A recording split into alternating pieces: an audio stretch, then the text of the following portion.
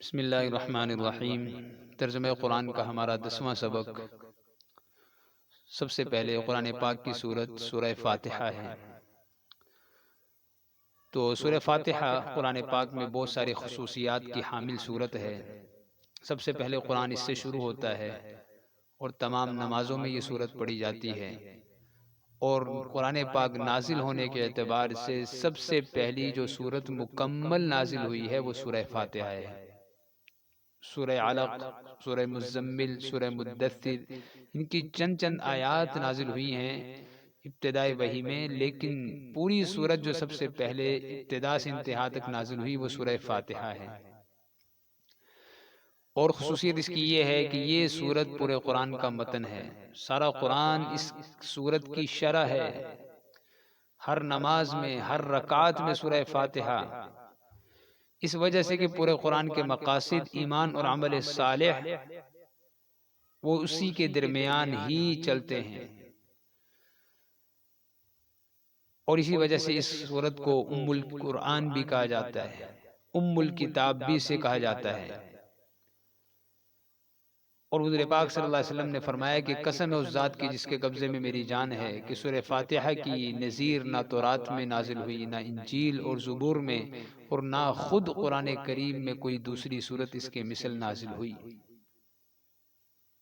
ترمذی شریف کی روایت۔ اور ایک اور روایت میں ہے حضور پاک صلی اللہ علیہ وسلم نے فرمایا کہ سورہ فاتحہ ہر بیماری کی شفا ہے، اور ایک روایت میں فرمایا کہ سورہ فاتحہ کا ایک نام سورہ شفا بھی آیا ہے۔ تو یہ سورت قرآن پاک کی سب سے پہلے سورت ہے۔ اسی کے ساتھ پھر اس سورت سے پہلے بسم اللہ الرحمن الرحیم آتا ہے۔ تو بسم اللہ الرحمن الرحیم قرآن پاک کی 114 سورتوں میں آتی ہے، سوائے سورہ برات، سورہ توبہ جو 10ویں پارے میں شروع ہوتی ہے پاؤ سے، اس میں بسم اللہ نہیں آتی، اور اس کے علاوہ 19ویں پارے کے اندر سورہ نمل میں پوری کی پوری بسم اللہ الرحمن الرحیم لکھی ہوئی آتی ہے۔ بہرحال اس میں ایک لمبی تفصیل ہے، وہ عوام سے متعلق نہیں ہے کہ آیا بسم اللہ ہر سورت کا جز ہے یا نہیں ہے، یا قرآن پاک کی آیت شمار ہے یا نہیں ہے۔ تو بہرحال یہ ایک لمبی بات ہے۔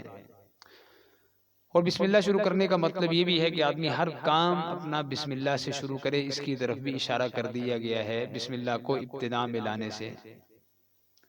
اور اسی طرح حدیث میں آتا ہے کہ بھی ہر چیز میں بسم اللہ پڑھو، گھر کا دروازہ بند کرو بسم اللہ پڑھو، برتن ڈھکو بسم اللہ پڑھو، پانی پیو بسم اللہ پڑھو، وضو کرو بسم اللہ پڑھو، سواری پر سوار ہو تو بسم اللہ پڑھو۔